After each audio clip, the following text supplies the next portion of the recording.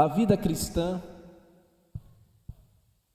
não é um parque de diversões, onde as pessoas chegam para se distrair e para brincar, gastar as suas energias e depois voltarem para as suas casas, logo depois de um dia eletrizante.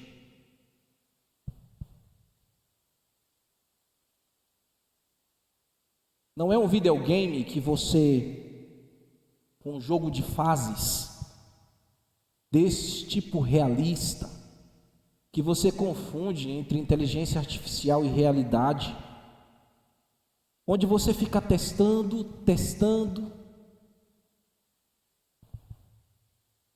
perdendo, ganhando, life. A vida não é assim. Você morre, depois em seguida você ressurge e recomeça de novo. A vida não é um videogame, não é um parque de diversões. A vida cristã não é assim. A vida cristã não é uma escolha de um bom restaurante, onde você senta numa mesa muito bem adornada e você escolhe no menu, desde o prato de entrada ao prato principal, aquilo ao qual você quer, de acordo ao seu gosto. Vida cristã não é isso.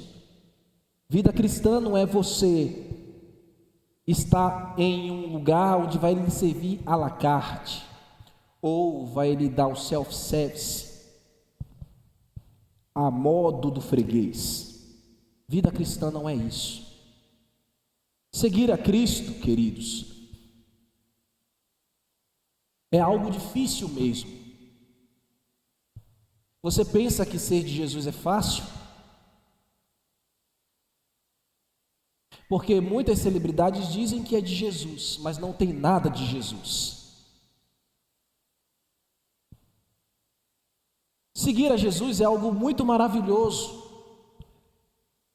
É a melhor coisa do mundo. É, de fato, sim. Eu não conheci nada melhor. E muitos aqui não conheceram nada melhor. A melhor decisão que o homem pode tomar é ao lado de Jesus para a vida eterna. Mas escutem, eu repito, não é fácil. Vida cristã verdadeira não é a moda da casa. Não é até onde me convém, ou até onde lhe satisfaz. Requer renúncia, morte da própria vontade. Você sabe o que é renunciar e morrer à sua própria vontade, mesmo você querendo, mesmo tudo em seu corpo pedindo sim, mas você opta pelo que é certo, pelo que é justo, pelo que é reto e piedoso. Isso é vida cristã. É a mortificação da carne. Vida cristã é carregar a própria cruz. Cada cristão tem uma cruz para carregar. Ou você acha que a gente sai por aí desfilando, livre, leve e solto? É ser colocado, querido, na prensa, para ser extraído o melhor óleo, o óleo mais fino. Vida cristã, adolescentes, jovens, crianças, homens e mulheres, tem todas essas nuances e muito mais do que eu estou dizendo. Decidir por Cristo é algo muito sério. Como bem está escrito, ser cristão é servir a paz com todos e a santificação, sem a qual ninguém verá o Senhor. Isso é ser cristão.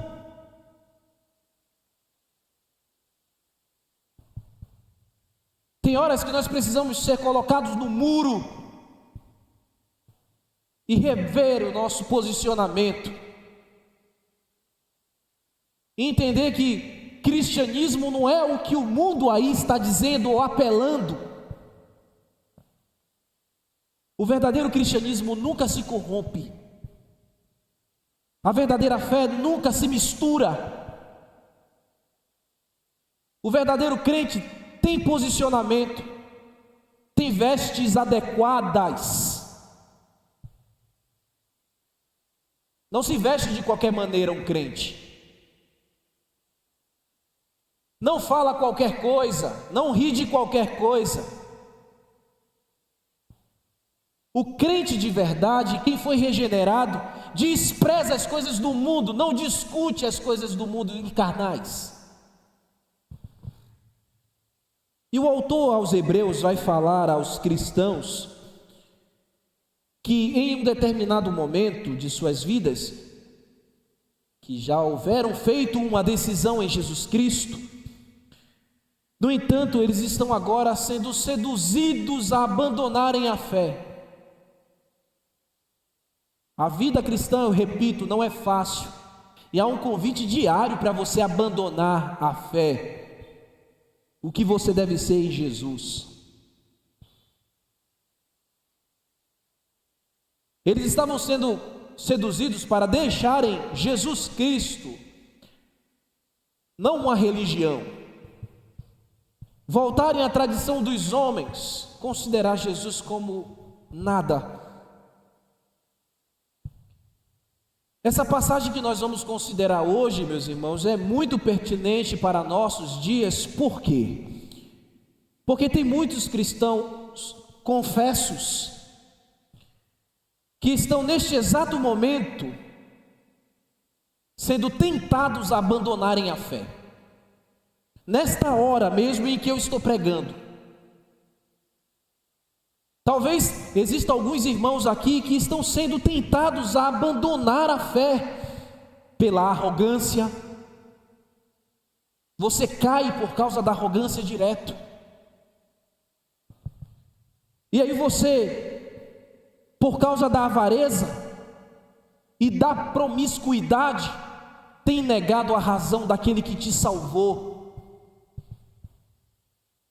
Às vezes é o vício, drogas, entorpecentes de toda a natureza. Às vezes é sintético, às vezes é natural, às vezes é o vício da tecnologia. Mas o que acontece é que você tem caído e negado, abandonado a fé por estas coisas. Muitas vezes é o modo lascivo de viver. Você está muito próximo à lascívia. O teu namoro está muito avançado. E como um cristão, você deveria ter um namoro mais santo. Deveria ter um namoro santo, puro, honesto, reto, regado com muita oração, dedicação, leitura da palavra, estudo bíblico. Às vezes, o que está te fazendo cair é o desejo por coisas fraudulentas. Você se sente atraído por facilitações, por coisas que podem chegar como facilitadores, mas são fraudes. Às vezes é a infidelidade conjugal. Você está sendo infiel à sua esposa, ao seu marido. Você está olhando o que não devia olhar. Você está conversando, batendo papo com quem não devia. Aquela pessoa lá no trabalho está te seduzindo e você está quase caindo.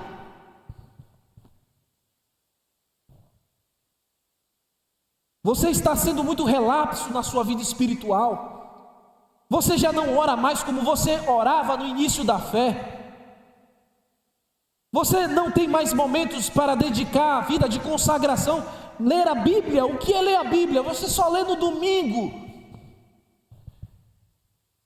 Você não medita na palavra. Olha, o autor aos Hebreus, ele chama os nossos irmãos para olharem para si e reavaliarem a decisão que eles tomaram em Jesus.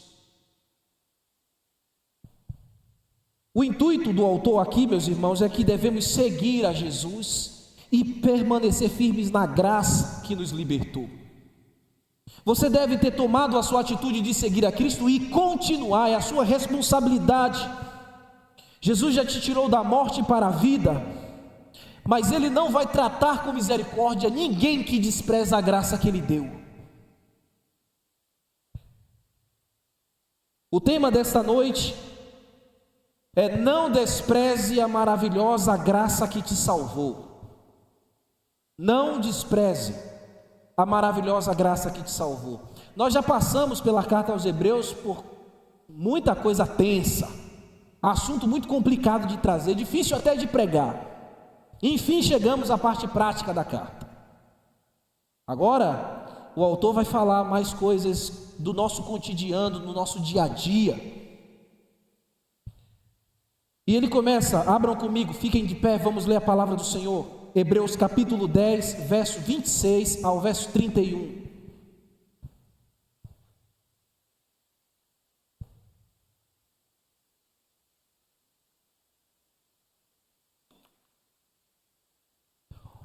Diz a palavra do Senhor: porque se vivemos deliberadamente em pecado, depois de ter recebido o pleno conhecimento da verdade, já não resta sacrifício pelos pecados. Pelo contrário, certa expectação horrível de juízo e fogo vingador prestes a consumir os adversários. Sem misericórdia morre pelo depoimento de 2 ou 3 testemunhas quem tiver rejeitado a lei de Moisés.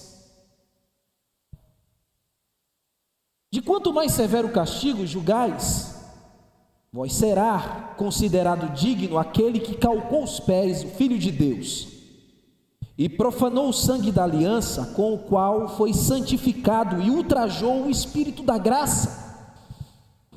Ora, nós conhecemos aquele que diz: a mim pertence a vingança, eu retribuirei. E outra vez, o Senhor julgará o seu povo. Verso 31, horrível coisa é cair nas mãos do Deus vivo. Vamos orar, meus irmãos. Ó Deus Pai,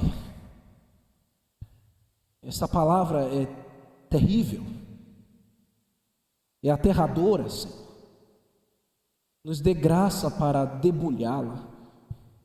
Nos dê compreensão, meu Pai, para ouvir a instrução e a repreensão da Tua palavra, e que haja conserto e edificação no meio do Teu povo, Senhor, a começar de mim. Perdoa-me, Senhor, as minhas ausências e falhas que tenho praticado diante de Ti, como também os demais irmãos que aqui estão. Nos faz avaliar a nossa vida cristã e ver que o que nós tomamos como decisão em seguir a Jesus é algo muito sério, porque terrível é, Senhor, coisa cair nas Tuas mãos. Nos dá iluminação e haja edificação e salvação nesta noite, no nome de Jesus. Amém. Podeis sentar, queridos.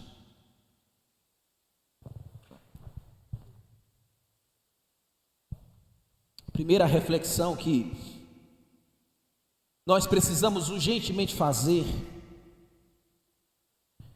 é quem éramos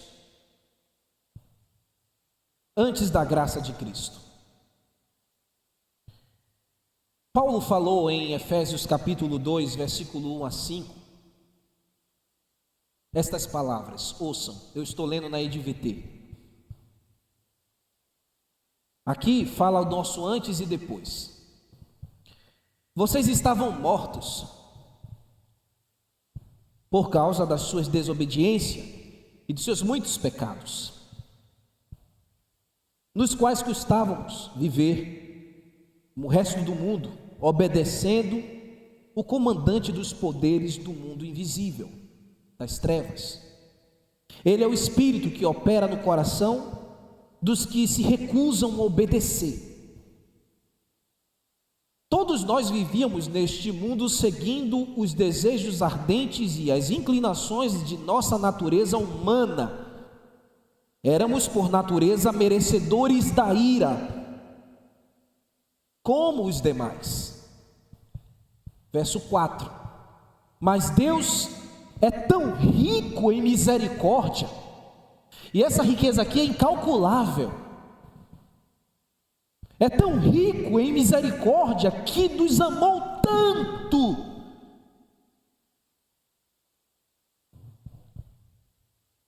e embora tivéssemos mortos em miséria, em podridão, não merecíamos nada, nenhuma admiração, irmãos. Estar morto aqui é estar podre no pecado. Nós não tínhamos nenhum tipo de admiração para que Deus pudesse olhar para nós e falasse: ah, esse aí tem algum valor. Embora estivéssemos mortos por causa dos nossos pecados, porque foi o pecado em que nós estávamos mergulhados e que nos apodreceu, Ele nos deu vida juntamente com Cristo. Pela graça é que vocês são salvos. Esta graça nos alcançou, ó irmãos, dentro da condição miserável que nós nos encontrávamos. Irmãos, os irmãos do primeiro século também estavam nessa mesma categoria como nós hoje, e maravilhosamente eles foram encontrados pela graça de Deus, como nós fomos encontrados também pela cruz de Jesus Cristo. Então o autor vai falar aqui no verso 16, que aqueles que foram encontrados por Jesus, que não pertencem mais a esta vida velha, não podem deliberadamente voltar ao pecado, não podem viver deliberadamente pecando. Veja o verso 16, olhem-os no texto, verso 16: porque se vivemos deliberadamente em pecado. O autor começa dizendo: não escolha por deliberação viver pecando. Viver deliberadamente no pecado é aquele que sabe o que é errado. Você sabe o que é errado e pratica o erro. É aquele que sabe o que está fazendo, sabe que está errado, sabe que os seus atos estão sendo contra Deus. Ele está se dirigindo com o seu coração para todo tipo de vileza, mas ele quer pagar para ver, e vai ver. Ele quer viver quanto mais no pecado. Ou é aquele que se afastou tanto da dedicação de uma vida santa e está se aproximando cada vez mais para o que é opressor, para aquilo que antes o aprisionava, e ele está flertando tanto, está tão envolvido com estas coisas, está transitando tão perto dessas coisas, que agora esses terrenos transitórios fazem com que ele caminhe pelo veio da mentirinha, a mentira nos seus lábios, quando não deveria estar. Velhas práticas carnais ressuscitaram, porque você está caminhando muito, cada vez mais longe de Deus.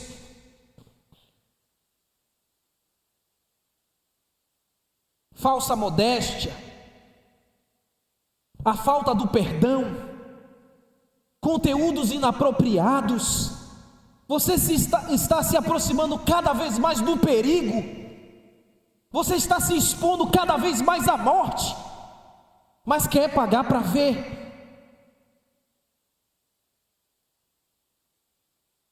Essas coisas, meus irmãos, é viver de maneira deliberada no pecado. Você que está aqui vivendo errado e está escolhendo deliberadamente o mal, pode ter por certo que você vai colher o que não presta, o que não é bom. O autor está utilizando aqui um advérbio na língua grega, ekousios, que foi traduzido para nós aqui com o significado deliberadamente. Mas essa expressão ela tem dois significados. Depende do contexto, onde você pode aplicar tal significado. Quando você vê a palavra deliberadamente, é kusios, do grego, um advérbio que modifica a ação do verbo. O primeiro sentido seria a voluntariedade do pecado. O cidadão que está pecando voluntariamente. Então, as suas ações estão sendo feitas com muita consciência. Não se trata aqui de ignorância. Ele está fazendo e ele sabe o que está fazendo. Existem pessoas que vivem assim, deliberadamente no pecado porque querem. Aqui o autor sagrado não está falando de alguém que é ignorante, de pessoas que não teve o conhecimento da verdade. A gente vai ver isso aqui mais à frente. Ele está falando de alguém que conhece o que é certo, mas escolheu de maneira espontânea o mal, o erro. Alguém que está praticando o pecado de consciência plena e de forma intencional. Tem gente que faz assim.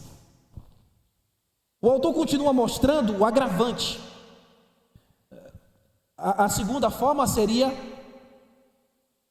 um pecado deliberado que é ocasionado por causa da ignorância, por causa da falta do conhecimento, mas não é isso que ele está tratando. O contexto aqui é de pessoas que estão pecando sabendo que estão fazendo errado. E olha como ele dá mais a advertência, e ele vai mostrando o agravante. Leiam comigo, continue a leitura. Depois de teres recebido o pleno conhecimento da verdade. Que verdade é essa? É o Evangelho. Ele está falando a cristão. Não está falando do mundano, não. O mundano não sabe o que é verdade, mas você sabe o que é verdade. Você sabe como deve viver. Você sabe como deve perdoar. Você sabe como deve viver a vida cristã. O Evangelho é quem te confronta.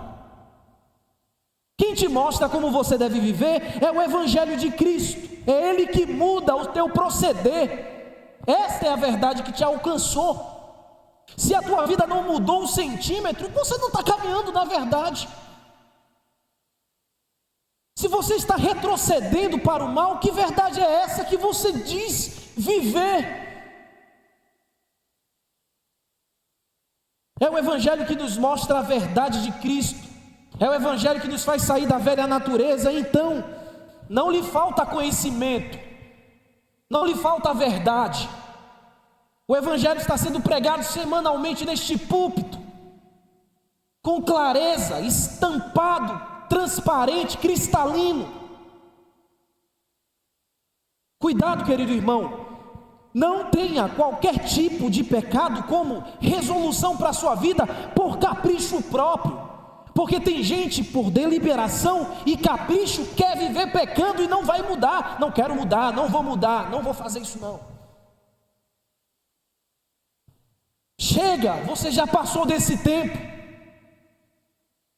Isso é coisa de menino, de menina, de criança espiritual, não é para nós. Não endureça o teu coração quando você for repreendido pela verdade.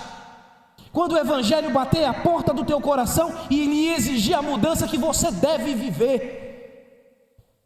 Quando você, pela mensagem do Evangelho, chegar ao conhecimento e à compreensão do arrependimento, você deve se arrepender.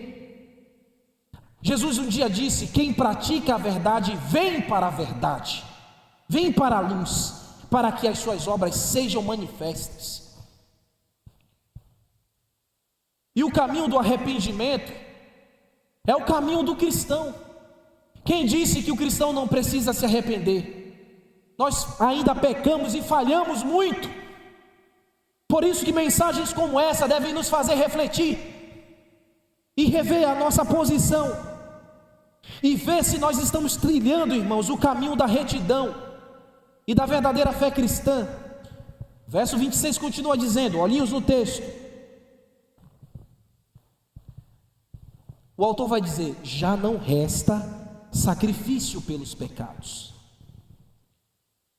O que ele quer dizer com isso aqui, meus irmãos? Não existe outra forma de purificação, é isso que ele está dizendo para os seus irmãos. Não existe outra forma de expiar a culpa. Não existe outra forma de que os pecados sejam vencidos fora do sacrifício de Jesus. Não resta outro sacrifício. Não resta outra forma de perdão. Que ninguém aqui presuma que fora do Evangelho de Cristo haverá alguma forma de seus pecados serem apaziguados com Deus, porque não há.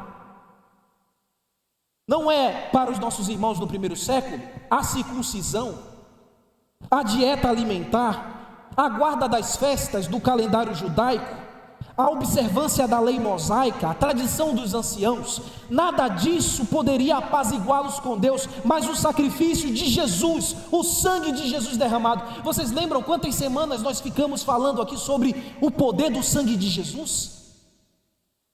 E o autor sagrado falando para eles: não é a forma de querer fugir do antiquado. Estão me ouvindo, meus filhinhos, os adolescentes? Porque às vezes os seus amigos da escola, do dia a dia, do playground, eles querem que vocês não sejam retrógrados, mas sejam sim. Comparado a eles, eles exigem que vocês xinguem como eles xingam. Eles querem que vocês riem dos mesmos views deles. Eles querem que vocês compartilhem as mesmas coisas que eles compartilham, mas não fazem parte da vida de vocês. Eles são santos. Frivolidade das palavras.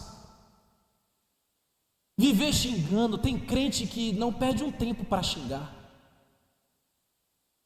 que não pode tomar um topão na rua e já sai aquela lasca de nome terrível. É sim. Mas você é cristão. Por que você está flertando com essas coisas? Por que a frivolidade nas suas palavras? Essas coisas não fazem parte do povo de Deus, não devem existir mais no nosso meio. Fofoca, discussões, partidarismo, tudo isso é perniciosidade, queridos.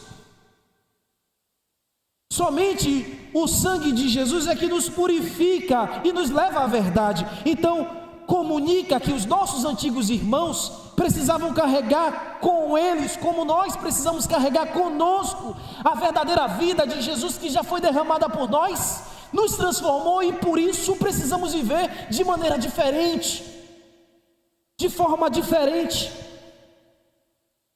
Foi a morte de Jesus Cristo, o sangue de Jesus derramado, que garantiu a nossa paz com Deus, e não aquilo que o mundo quer que a gente pratique. Você não foi chamado a se conformar com este mundo.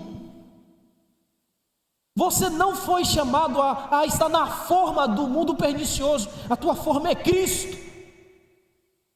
A tua forma de viver é outra. Ser cristão não é fácil, ser cristão é vida dedicada, vida honesta.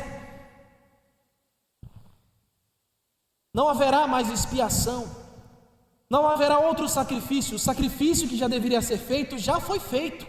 O sangue já foi derramado, o perdão já foi dado, e se apossa aquele que crê. Veja o verso 27. O autor ainda é mais claro, quando ele diz que o juízo recairá sobre aqueles que desprezam e que não estão em paz com Deus. Verso 27, pelo contrário, certa expectativa horrível de juízo e fogo vingador, prestes a consumir os adversários. Os que estão debaixo, os que não estão debaixo da redenção de Cristo, estão debaixo do juízo divino. Você essa noite que está aqui ouvindo esta pregação, que ainda não se converteu a Jesus, não posso florear você. Você está debaixo do juízo. Eu preguei de manhã que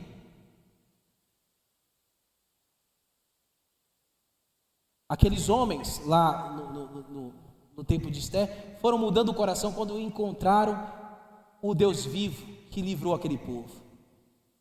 Vocês precisam encontrar o Deus vivo. Vocês precisam encontrar a Jesus Cristo.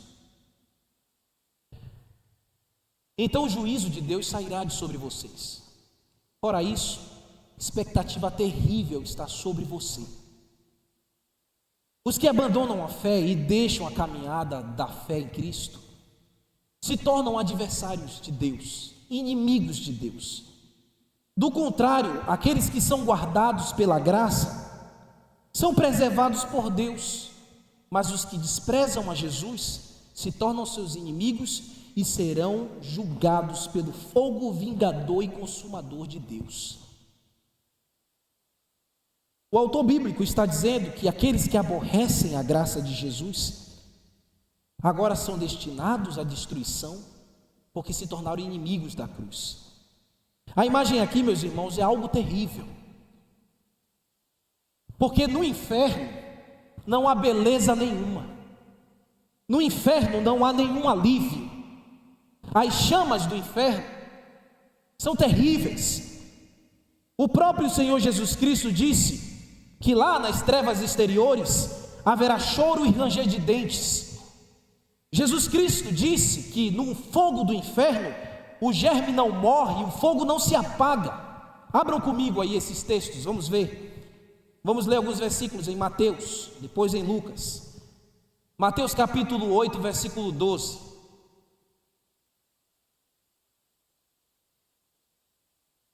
Mateus 8,12 diz assim: mas os filhos do reino serão lançados nas trevas exteriores. Os filhos do reino serão lançados nas trevas exteriores? Sim, serão.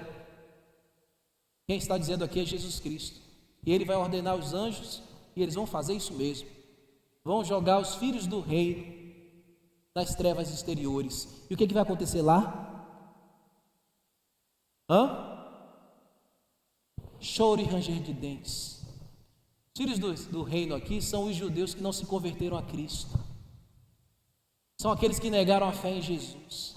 Eles, que todas as promessas lhe pertencem, e eles negam essas promessas, serão condenados eternamente. Agora abra lá em Mateus 22, 13.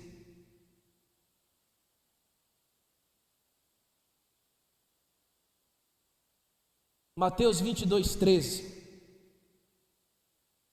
Jesus dizendo: então disse o rei aos servos: amarrai-o de pés e mãos, amanietado. A imagem aqui é: não tem jeito, no português mais brabo, mais brando, não tem mais jeito, está amarrado com pés e mãos. E o que vai acontecer? Diga aí.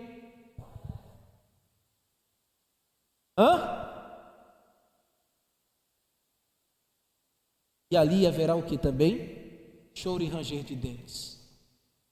Quem vai fazer isso? É Deus. Lucas 13, 28. Ali haverá choro e ranger de dentes, quando virdes Abraão, Isaque, Jacó e todos os profetas do reino de Deus na glória, no paraíso, na promessa, mas vocês lançados fora.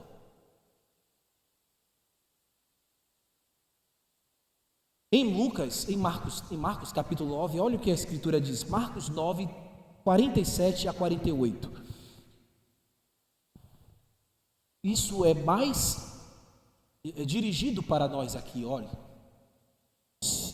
Marcos 9, 47 a 48. Se o teu olho te escandalizar, lança-o fora. Melhor te é entrar no reino de Deus com um só olho, do que tendo dois, ser lançado no fogo do inferno, onde o verme não morre e o fogo nunca apaga.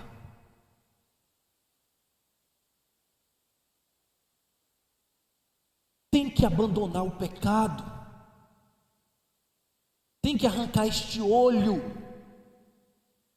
porque é melhor entrar no reino com um olho sadio, do que com os dois, contaminado, perecer eternamente. Muitos legalistas e religiosos já estão no inferno, queridos. Muitos judeus já estão lá e outros irão, muitos legalistas, muitos crentes nominais, que não reavaliaram a sua vida, e viveram a vida cristã de qualquer maneira, achando que dá para viver de qualquer forma. Mas lá eles estão e outros estarão no lugar onde há choro e ranger de dentes. Verso 28 ao verso 29, o autor agora vai fazer uma alusão daquilo que os hebreus já estavam ambientados, com a tradição da lei mosaica, e ele vai traçar aqui um paralelo com a nova aliança aqui, e a graça de Cristo, que são rejeitados por alguns infelizes, que infelizmente trilham o caminho da apostasia. Verso 28, sem misericórdia, morre pelo depoimento de 2 ou de 3 testemunhas quem tiver rejeitado a lei de Moisés. Isso aqui, meus irmãos, é uma menção de Deuteronômio capítulo 17, verso 1 ao verso 7, a gente não vai ler não, mas lá o Senhor está falando que lançará um juízo punitivo contra todo aquele que incorrer para o caminho da idolatria, ou que fizer algum tipo de sacrifício estranho, que diz confessar servir a Deus e guardar a sua verdade, a sua lei, mas na verdade está corrompido, misturado. Lá nesse texto, fala que esta pessoa que fosse encontrada no meio do arraial de Deus, de maneira incoerente com o que ele professa, pelo testemunho de 1 ou 2 pessoas, de 2 ou de 3 pessoas, ele era delatado, denunciado e deveria ser apedrejado, era morto. O que o autor está lembrando aqui para os seus irmãos é que, uma vez que a lei de Moisés se mostrava tão inflexível contra aqueles que quebravam a prática dela, quanto mais nós que estamos em uma aliança superior, muito maior, a exigência foi muito alta e custou o preço do sangue de Jesus Cristo. Aquele que despreza o pagamento que receberá.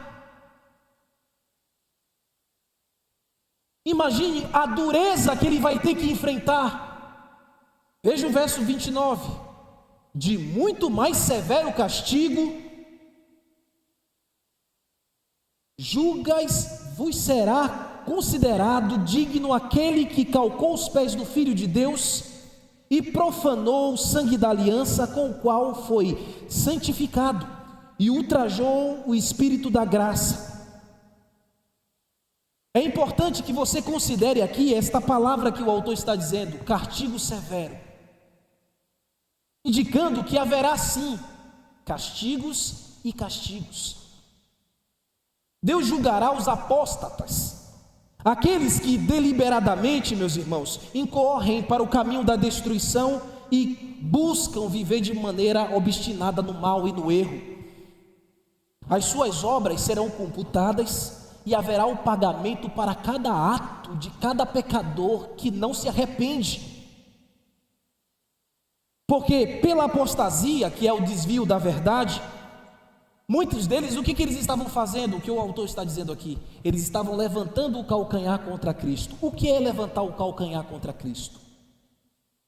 Lá no Oriente Médio, no antigo Oriente Médio, quando alguém queria demonstrar profundo desprezo contra alguém, quando alguém queria desprezar profundamente alguma pessoa, eles levantavam o calcanhar contra aquela pessoa. Aquela era a forma mais aguda de desprezo e escárnio que alguém poderia fazer contra outro. Essa expressão aqui, levantar o calcanhar, é atribuída também a Judas, que traiu Jesus Cristo, que foi aquele que levantou o calcanhar contra o Filho de Deus. Quem nega a fé, trai a Cristo. Aquele que quer retroceder, ele levanta o calcanhar contra o Senhor e calca aos pés o Filho de Deus. Dessa maneira, o que o autor está dizendo aqui? Na continuação do verso 29, parte B, olhem comigo. Tal pessoa que levanta o calcanhar contra Cristo, que trai o que Jesus fez, ele profana o sangue da aliança, que o justificou, e esta pessoa ultrajou o Espírito da graça. O que isso quer dizer, meus irmãos? Ele está considerando inapropriado o que Jesus fez. Ele está dizendo que o sangue derramado de Jesus foi simplório, que não foi nada. Ele está considerando a morte de Cristo que não foi substitutiva. Isso é heresia. É rejeitar que a morte de Jesus foi a dádiva de Deus para nos libertar da condenação e da morte. Ele está dizendo que o sangue de Jesus não foi puro e precioso. Ele está dizendo que Jesus Cristo não foi o Santo de Deus enviado para perdoar pecados. Tal pessoa que comete tal ultraje está dizendo que a obra que o Espírito Santo operou em Jesus Cristo, realizando todos os milagres em Jesus Cristo, quando ele foi dependurado na cruz, foi algo como escárnio. Meu Deus, isso é apavorante. Mas o autor está falando que tem crentes que consideram isso, que chegam a um determinado momento das suas vidas, que para eles o sacrifício de Jesus não tem mais valor. E o que eles fazem? Apostam da fé, eles se apostam da fé, eles se afastam da verdade. Mas eu quero dizer para vocês que me ouvem aqui, que Deus será rigoroso com os apóstatas, que haverá punição em grau pelaquilo que eles fazem. E para não ficar nas minhas palavras, porque o que eu estou dizendo para você aqui, e o que nós compreendemos das Escrituras, é que no inferno haverá graus de severidade, sim. Haverão pessoas que estarão em locais de condenação, de acordo com as suas obras, de acordo com as suas maldades. Estarão todos perdidos, mas cada um em um nível mais profundo de terror do que o outro. Lembrem que o lugar é de choro e de ranger de dentes. Mas que não fique nas minhas palavras para você pensar que é coisa da minha cabeça. Veja o que Jesus falou, Mateus capítulo 11, abra comigo. Mateus capítulo 11, versículo 20 ao versículo 24. Jesus está falando aqui de alguns povos que serão julgados de maneira específica por causa da sua irreverência ou da maneira com que eles não aceitaram a pregação do Evangelho. Então Jesus começou a denunciar as cidades onde havia feito muitos milagres, pois não tinham se arrependido.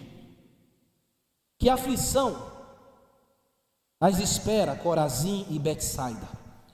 Porque se as cidades de Tiro e Sidom tivessem sido realizados os milagres que realizei em vocês, há muito tempo esses habitantes teriam se arrependido e demonstrado isso, vestindo panos de saco e jogando cinzas sobre suas cabeças. Eu lhes digo, no dia do juízo, é o dia do julgamento final, Tiro e Sidom serão tratados com menor rigor que vocês. Você, Cafarnaum, será levada até o céu? Não, descerá até o lugar dos mortos. Porque se na cidade de Sodoma tivesse sido realizado, imagine, irmãos, Sodoma é uma cidade terrível no Velho Testamento. Se na cidade de Sodoma tivesse se realizado os milagres que realizei em vocês, ela estaria de pé ainda hoje. Eu lhe digo que no dia do juízo, dia do julgamento final, Sodoma será tratada com menos rigor do que vocês. Aqui prova que haverá rigor diferenciado contra aqueles que caminham na apostasia, que abandonam a fé, que não levam a vida cristã autêntica, que parecem crentes, mas não são.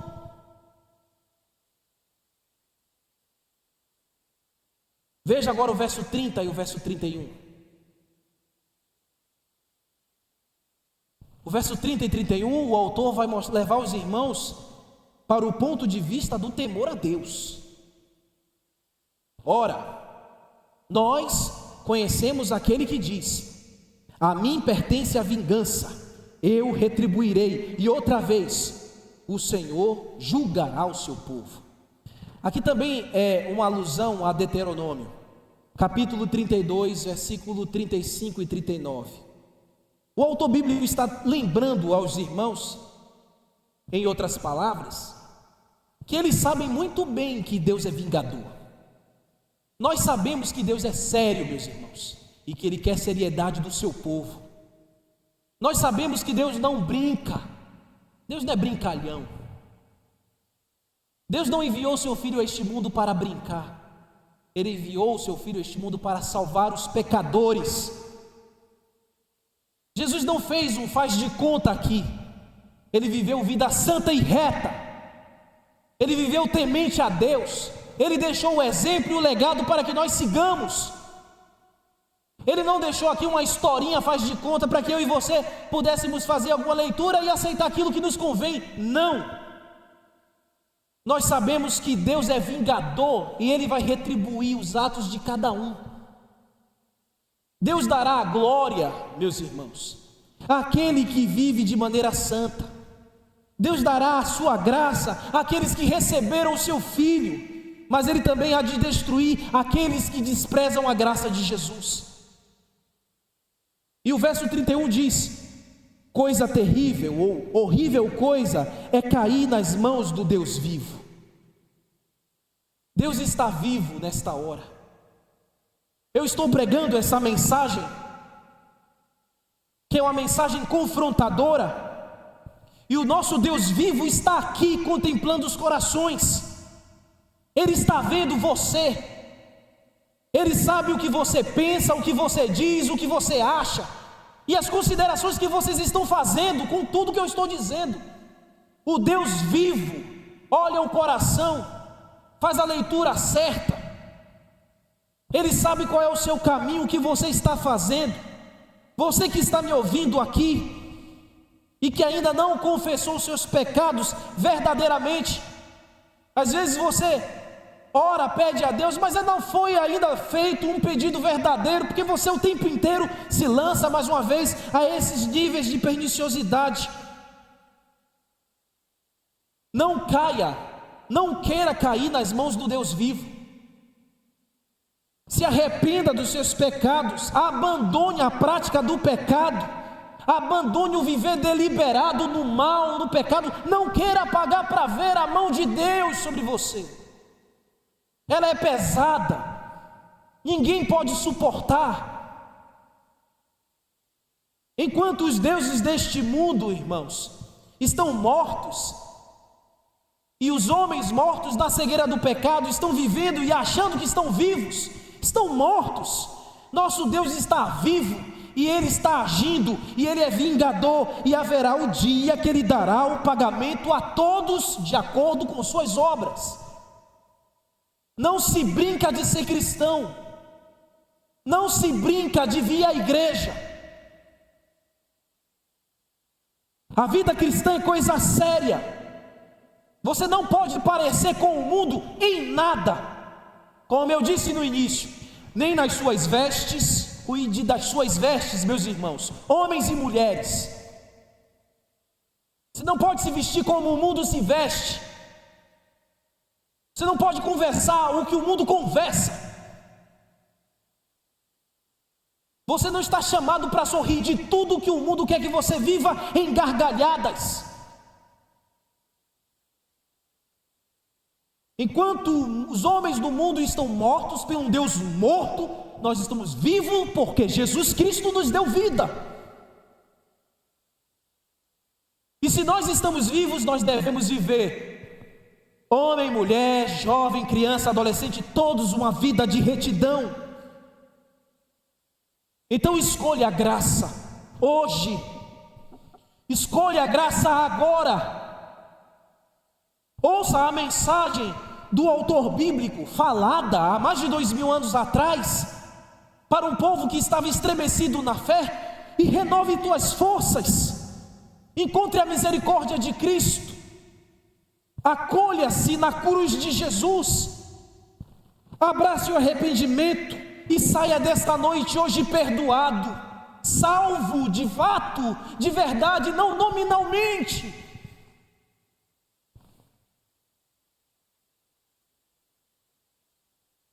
Chega de viver uma vida de faz de conta cristã. de parecer ser crente, de ter todo um estereótipo de cristão, de cantar como um crente canta, de ter jargões de cristão, mas na prática a vida é completamente distante. É hora de vivermos o Evangelho de fato, de verdade. O fim se aproxima, irmãos. Nós já estamos na última hora. Daqui a pouco o nosso Salvador virá. Nós só estamos aguardando um evento neste mundo, apenas um evento, e nós não sabemos nem o dia e nem a hora. É o arrebatamento. Quando acontecer, nós não sabemos. Mas quando ele ocorrer, nós precisamos ter vida digna, cumprir o nosso compromisso com o Evangelho aqui, ter vida autêntica, honesta, vida santa. Deixa a graça cobrir a tua vida enferma. Deixa a graça de Jesus sarar a tua vida de vez.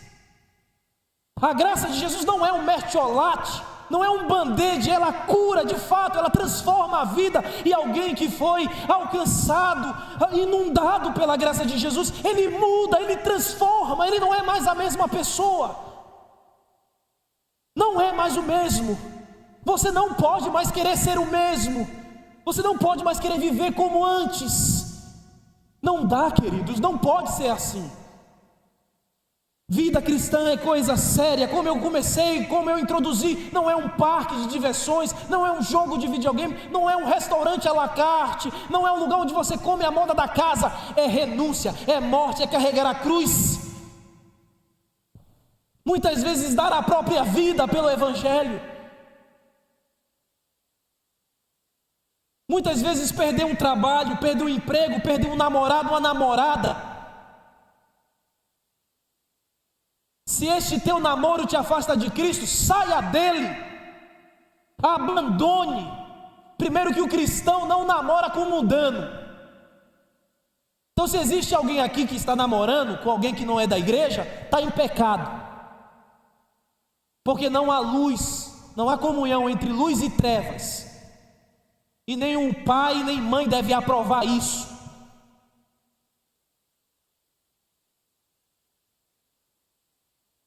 A amizade que mistura santo com profano não é o nosso caminho. Nós devemos nos afastar disso. O que nós somos, irmãos? Portadores da graça. Nós somos comunicadores da vida, da verdade, do Evangelho que nos salvou, que nos alcançou. Se o Evangelho é ativo e vivo em nós, nós iremos neste mundo proclamar aquele que nos libertou e que é poderoso para libertar todos que creem. E assim não sermos confundidos com eles. Que o Espírito Santo aplique a sua palavra no seu coração, meus irmãos, e te leve a viver uma vida regenerada. Leve você a esses atributos. Saiba de uma coisa, que o nosso Deus, que é graça, é um Deus que é justiça também. E esse texto deixa muito claro que não há desarmonia nenhuma em Deus. Ele é justo e Ele é gracioso, equilibradamente. E Ele vai destruir os seus inimigos, é fato, a gente leu aqui. E Ele salvará o arrependido, é verdade.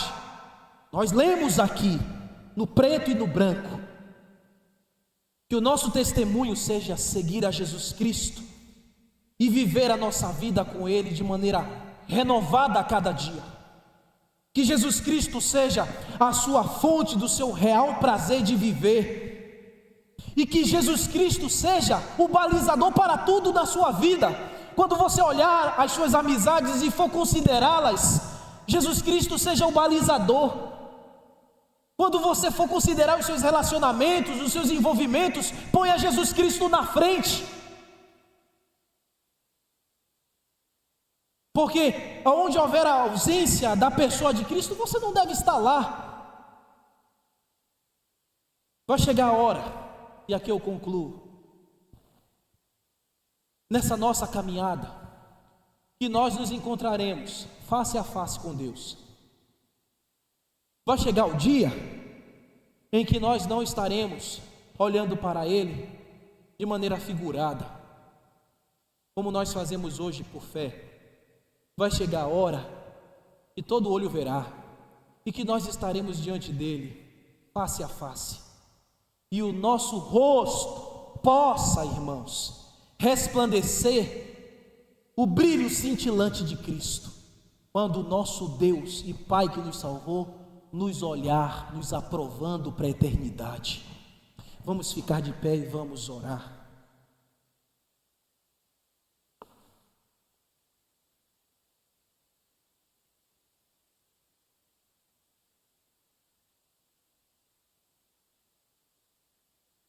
Ó Senhor, obrigado pela Tua palavra. Ela é confrontadora, mas aqui mesmo em Hebreus nós já estudamos que ela é a espada de 2 fios. E ela penetra o mais profundo do homem e divide alma e espírito, juntas e medulas. Obrigado porque esta palavra, Senhor, nos faz temer e tremer diante de Ti. Como eu temo e tremo, Senhor, diante desse texto. E lhe peço misericórdia, Senhor. E lhe peço poder para viver uma vida reta e santa. Sobre mim, sobre meus irmãos. Vai, meu Pai, eu lhe peço, pelo poder do Espírito Santo, eu lhe rogo, a cada coração aqui que ouviu essa mensagem e que de alguma maneira precisa ser alcançado e despertado, que essa capa, essa casca caia agora, hoje, e haja uma libertação, Senhor, hoje, pela exposição da Tua palavra. Haja hoje aqui uma mudança de vida verdadeira, uma regeneração, uma confissão genuína de pecado e um desprezo pelas obras da maldade. Haja um encorajamento pelo Espírito Santo para que este irmão possa abandonar o pecado, seja ele o que for, qual for. Um desprendimento.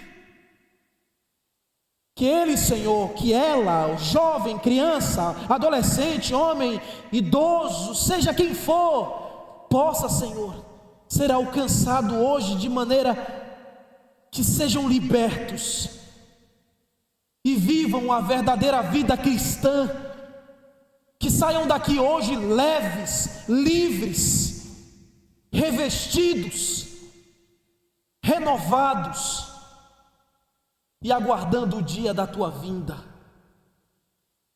Que saiam daqui, Senhor, refletindo a imagem de Jesus Cristo e entendendo o que o Evangelho pede com que eles vivam.